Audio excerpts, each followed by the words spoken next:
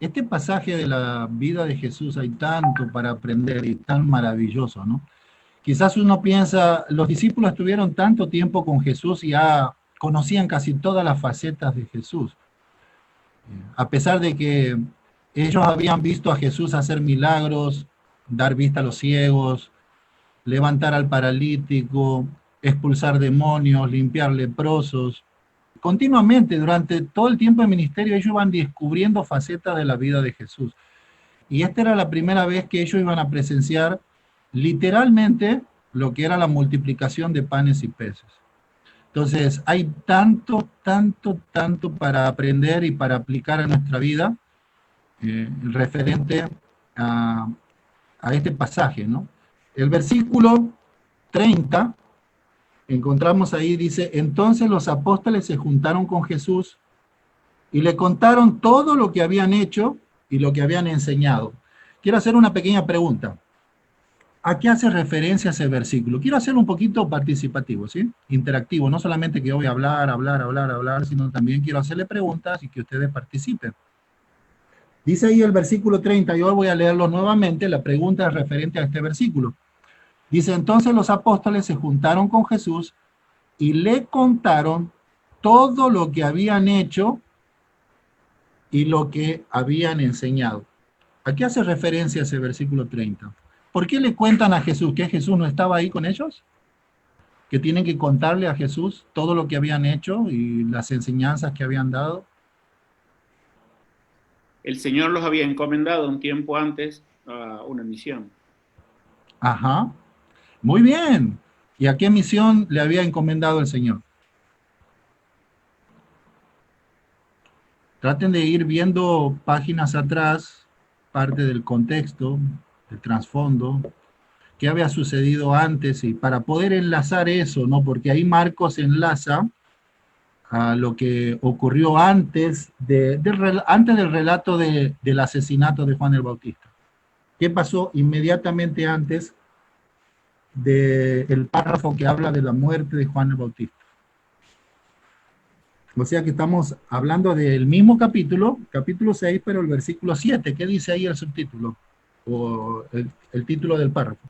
Misión de los 12 discípulos. Ajá, la misión de los 12, y en otros evangelios se ve la misión de los 12 y también la misión de los 70, ¿no? Y básicamente, ¿qué consistía la misión de los 12? Ellos predicaban el evangelio del reino, el arrepentimiento, y bueno, iban en dos para que justamente tengan testigos.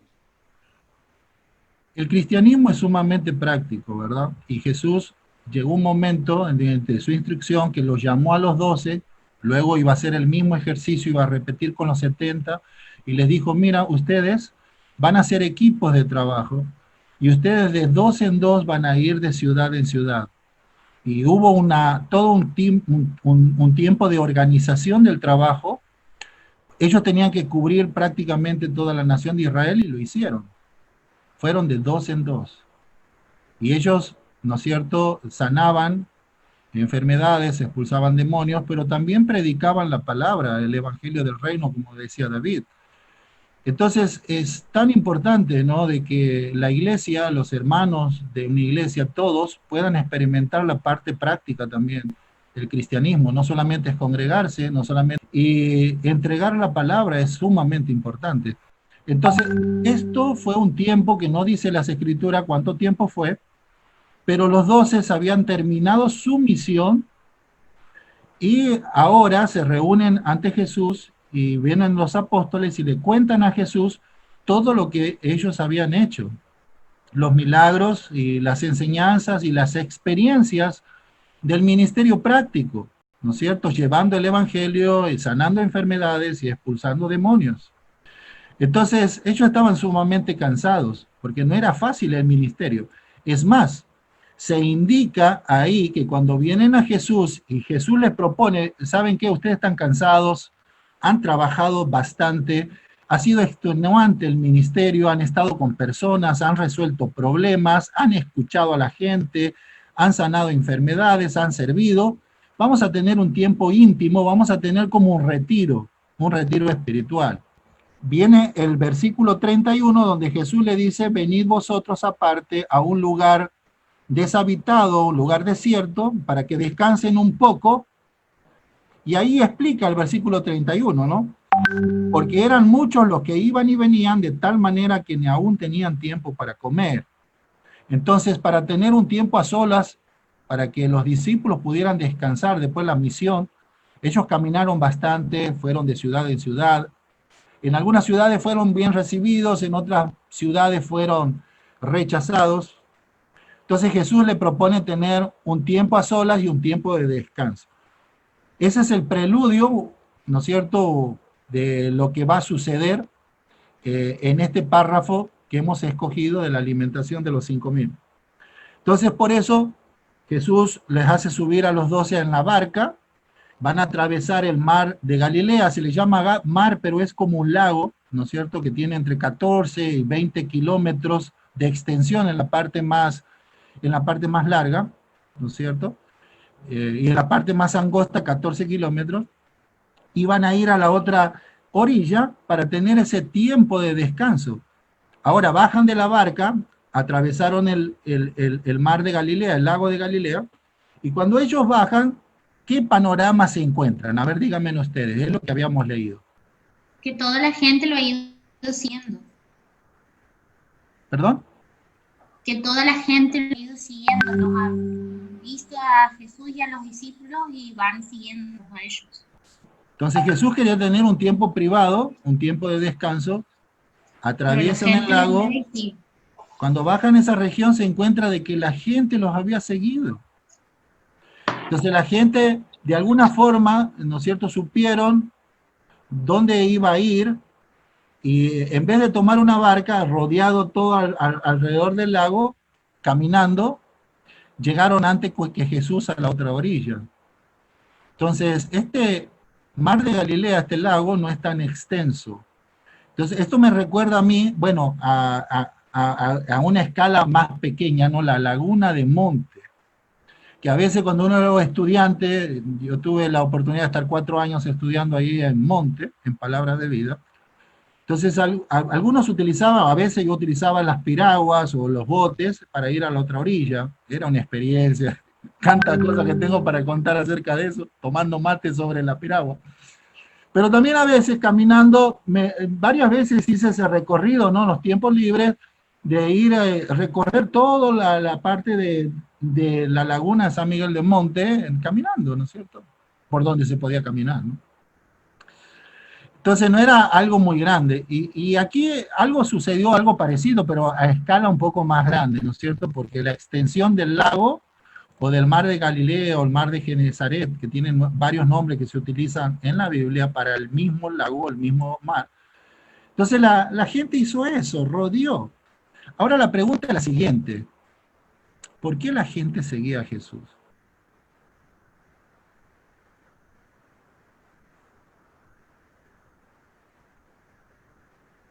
Porque no vemos aquí 10 que le siguieron.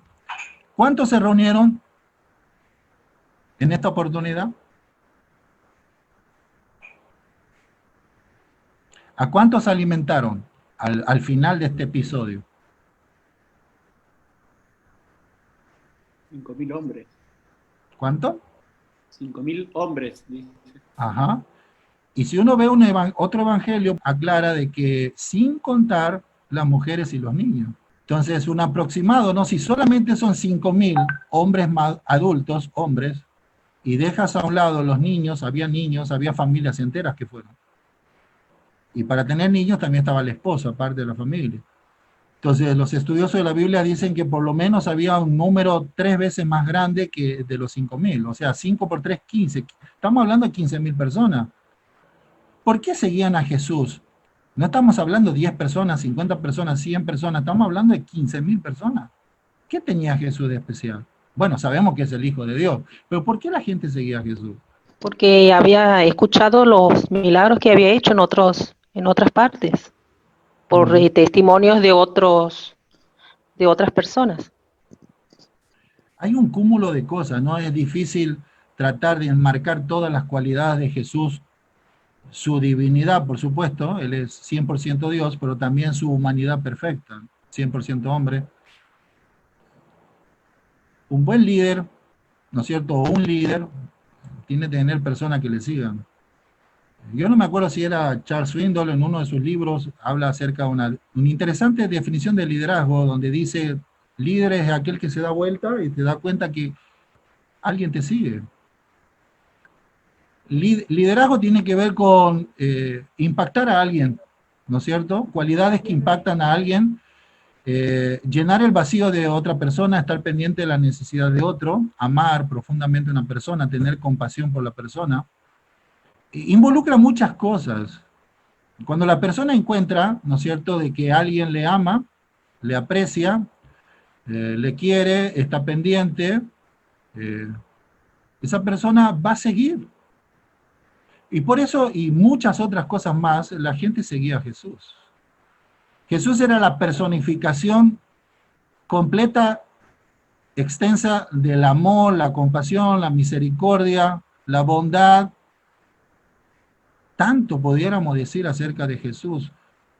Miren, esto no fue una reunión planificada, ¿no? Cuando uno quiere convocar a las personas, ¿cuánto cuesta? No, tiene que hacer no sé si, ¿quién maneja lo que tiene que ver la publicidad de la iglesia de la banda actualidad, ¿no? Pero tienes que hacer un post, ¿no es cierto? Tienes que poner una foto, el horario, el link de Zoom, para convocar, ¿no? Porque si tú no convocas a nadie, tú haces un Facebook Live, pero solito tú, no mandas invitación, ¿quién va? Nadie. O tú haces un evento en Zoom, no pasas los links, ¿quién va? Nadie. Entonces, alguien para este evento o las reuniones de la iglesia, tú tienes que postear, ¿verdad? Tienes que poner una foto, anunciar, pasarlo y la gente va y entra. Ahora, esta no era una reunión programada de Jesús. Jesús quería tener un tiempo a solas con sus discípulos, salieron casi secretamente donde estaban, subieron una barca, no dijeron a nadie dónde se iban, agarraron el barco sin ningún rumbo, solo Jesús sabía dónde se los llevaba, y cuando bajaron encontraron 15.000 personas. Eso es liderazgo, eso es pasión, eso es lo que me falta a mí, eso es lo que nos falta a veces como seres humanos. La pasión personificada, el amor personificado. Generalmente para lograr algo tenemos que invitar, y está bien, no estoy criticando eso, al contrario, tenemos que hacerlo, porque nosotros no somos Jesús, ¿no es cierto? Pero qué impactante, lo que me impacta, hay tantas cosas que impactan sobre este evento, pero uno de ellos es que no era una reunión programada, no lo habían publicitado. La gente se lanzó a caminar y no sabía dónde se había ido Jesús. Se embarcó en una aventura, no tenían GPS, no tenían cómo localizar a Jesús. Jesús no tenía un GPS que le veían por el celular. El día de hoy uno puede ver, ¿no?, dónde está tal persona, ¿no? No había eso. Se lanzaron a la aventura y encontraron a Jesús. Y eran 15.000 personas. Ahora, esto como que lo desubica un poquito el plan que tenía Jesús. Quería Jesús tener un tiempo privado con los discípulos, un poco de relax, estaban muy cansados. Marcos es muy gráfico, sabemos que Marcos no estuvo presencialmente ahí, pero Marcos era muy allegados a Pedro, y la fuente de la mayoría del evangelio de Marcos es Pedro. Pedro no escribió un evangelio, pero Marcos, la mayoría de los evangelios, sobre todo la parte del ministerio de Jesús, la base principal de su fuente es Pedro. Los primeros capítulos, la base, ¿no es cierto?, es otra, pero Pedro. Entonces, cuando tú leas Marcos, recuerda que Marcos tiene una fuente, y esa fuente del evangelio de Marcos es Pedro. Entonces, muy posiblemente el relato de Pedro, la fuente, desde el punto de vista de la perspectiva de Pedro, es enfocado por Marcos. Y Pedro posiblemente dice ahí de que en el versículo 31, porque eran muchos los que iban y venían de tal manera que no tenían tiempo ni para comer. Entonces, es la situación del ministerio, o sea, la gente seguía a Jesús. Si aquí de una forma no programada había 15.000 personas, ¿te imaginas cuando era en una ciudad como Capernaum, como Corazín, como Betsaida? 15.000 era poco. Ellos no tenían ni tiempo ni para comer, porque la gente estaba ahí deseosa de escuchar la palabra de Dios. Qué precioso, ¿no? Qué precioso. Y qué lindo estas personas.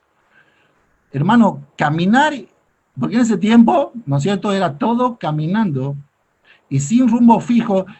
Qué deseo por la palabra, ¿no es cierto?, que tenía esta gente. Qué admirable, ¿no? Qué admirable. Lanzarte a caminar sin saber a qué hora es la reunión, dónde es la reunión, pero te lanzas con tus hijos y con tu familia, y después nos damos cuenta que ese deseo de seguir a Jesús, ni siquiera se llevaron comida, porque ellos tenían hambre y sed de la palabra, y ese era lo que los movía. Ellos se aventuraron y encontraron a Jesús. Ahora cuando Jesús baja con sus discípulos, ese tiempo que iban a tener con el liderazgo de relax, un tiempo de descanso, se encontraron con que había más de 15.000 personas. Ahora Jesús no está bravo, los discípulos tampoco, y bueno, aprovecha la oportunidad y encontramos más adelante de que eso se transformó en una reunión de enseñanza. Versículo 34, antes de entrar a la reunión de enseñanza, ¿qué es lo que Jesús ve en las personas? Verso 34, dice, y salió Jesús y vio una gran multitud, y tuvo, ¿qué dice la palabra que sigue? Cuando Jesús vio la multitud, tuvo compasión. Compasión de ellos. Si hay una palabra que debe enfocar nuestro ministerio y nuestro servicio, es esta palabra. Compasión. Quiero escucharles a ustedes, porque yo aprendo de ustedes, hermanos, también. Algunos de ustedes me gustaría escuchar varias definiciones acerca de esta palabrita, compasión. ¿Qué es compasión? ¿Cómo podemos definir la palabra compasión? No se preocupe, no tiene que ser una definición de Strong, ¿no? No tiene que ser muy teológica, pero ¿qué idea te da esta palabra compasión? ¿Qué trae a tu mente? ¿O cómo podemos definirla de una forma sencilla, fácil? Amor por la otra persona. Ajá. Cuando decimos esa persona es compasiva, ¿a qué nos referimos?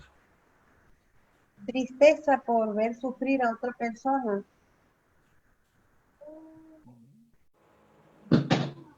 Muy importante, ¿no? ¿Sí, Carlos? Ayudar. Ajá. Compasión. Compasión tiene que ver con sintonizar la realidad del otro. ¿Vieron esa vieja radio cuando, no sé, te acuerdas, Lita, que en la casa con nuestro papá había una radio vieja, ¿te acuerdas? De larga, ¿cómo se dice? Onda larga. Onda corta, onda larga. Era un mueble grande que era tocadisco y radio también, y a veces uno se ponía a juguetear ahí, ¿no es cierto? Y claro, la tecnología no era tan avanzada y de pronto escuchabas radio de otros países, otros idiomas, y de pronto escuchabas... ¿Te acuerdas? Y eso porque uno no lograba sintonizar perfectamente, ¿no? Ahora, sintonizar la necesidad del otro, eso es compasión. A veces estamos tan desubicados o tan ciegos y no tenemos la capacidad de ver el sufrimiento del otro. Somos tan miopes, yo tengo miopía, ¿no? Y astigmatismo, tengo problemas visuales, ya necesito anteojos a gritos, pero bueno, sigo así. Pero es el problema de la miopía, ¿no? Cuando tú no logras ver por un defecto visual, ¿no es cierto? Y yo tengo que acercarme demasiado para ver. Tengo un problema visual, pero la falta de compasión es un problema espiritual de no lograr ver la necesidad del sufrimiento del otro. Ahora, la persona que sufre, la persona que está en necesidad, y cuando le saludan, hablan, y nadie le pregunta, y nadie se da cuenta que el pobre está en un océano de problemas, que están con una tremenda necesidad y nadie le pregunta nada. ¿Cómo se debe sentir esa persona, no? Cuando a la iglesia o en el discipulado o cualquier otra cosa, cuando no hay esa sintonía de poder entender la necesidad del otro, se transforma en algo meramente conceptual y teológico. Es importante la teología, es importante estudiar la Biblia, es importante estudiar doctrina, pero parte del discipulado es conocer para ayudar a la otra persona, no es conocer solamente como lo hacía la KGB. ¿Se acuerdan en la Guerra Fría la KGB? Anotaba todo, o el FBI, o el espionaje telefónico con el cual perdió la presidencia un presidente de Estados Unidos, ¿no es cierto? La idea no somos una agencia secreta para conocer la vida del otro. La compasión sintoniza la necesidad ajena para ayudar. Para ayudar. Alguien compasivo no es alguien que va a juzgar, no es alguien que va a condenar. Esa era la diferencia entre Jesús y los fariseos. Los fariseos eran los condenadores de todo el mundo. Jesús no. Incluso la mujer sorprendió en el adulterio, ya le iban a apilar las piedras encima, pero Jesús está ahí y ve la necesidad. Más allá del pecado, ve una persona con necesidad. Y le dice a los demás, el que está libre de pecado, tire la primera piedra, y después tiene un encuentro con esa persona, y una conversación, le dice, a la final le dice, vete y no peques más.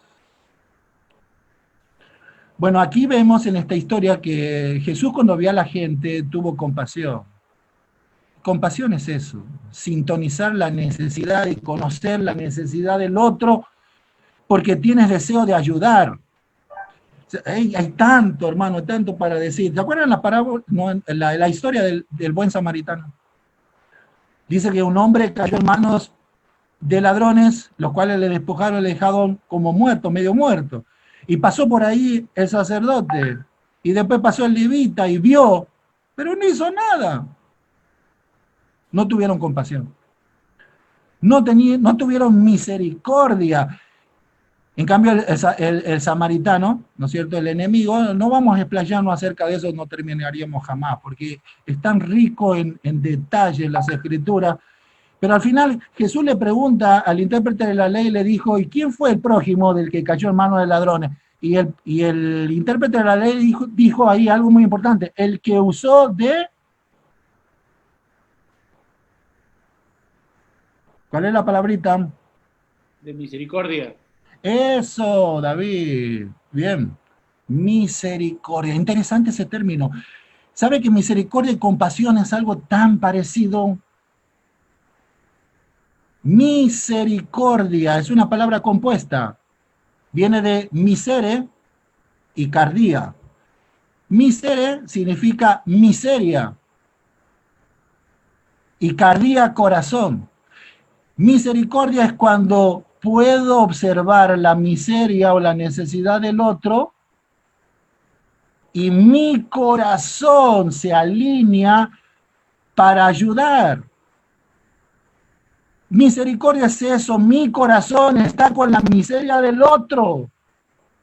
Tengo compasión, me mueve. Alguien con misericordia no puede estar encerrado en cuatro paredes, no puede estar expectante, no puede estar sin hacer nada ante la necesidad. Tiene que hacer algo. Y ahí vemos al samaritano. Se acerca, venda las heridas, hace lo que puede. Él no era paramédico, él no era doctor, pero hace lo que puede. Lo sube en su cabalgadura, lo lleva a un lugar, lo deja al cuidado, paga por adelantado y después vuelve y pasará por ahí. Hermanos, todos podemos ejercer misericordia. No necesito ser un gran teólogo De hecho, los teólogos no hicieron nada en la historia. El sacerdote y el levita tenían un montón de teología.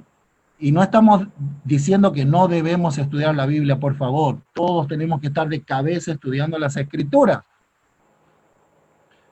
Es más, cuando estudiamos las Escrituras, algo que va a incrementar en nosotros no solamente va a ser el entendimiento de la Biblia y la información intelectual sobre la Biblia, lo que va a incrementar el estudio de la Biblia es misericordia y compasión. Cada vez que tú estudias la Biblia, vas a tener mayor dosis de compasión, mayor dosis de misericordia. Tu corazón va a estar con la miseria del otro.